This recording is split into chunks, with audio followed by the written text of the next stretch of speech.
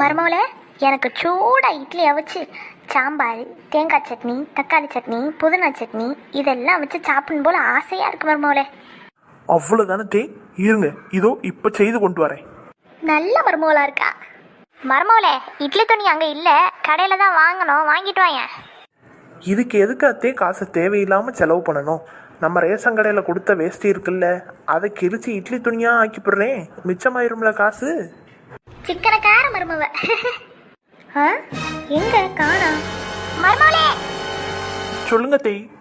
இன்னைக்கு காய போட்டிருந்த துணியில உன் உள்பாவடையை மட்டும் காணா மருமவளே, பாத்தியா? ரேஷன் கடை வேஸ்டியே காணா தேய். அதுக்கு அதா தேய், என் பழைய உள்பாவடை எடுத்து நாரா கிழிச்சு இட்லியை வச்சுட்டேன். காலையில சூடா ருசியா இருக்குன்னு சாப்பிட்டீங்கல்ல, அதுதான் தேய். அடி பாவி மருமவளே, சிக்கனம் பண்றேன்னு எனக்கு தவசம் பண்ணிடுவ போலயே.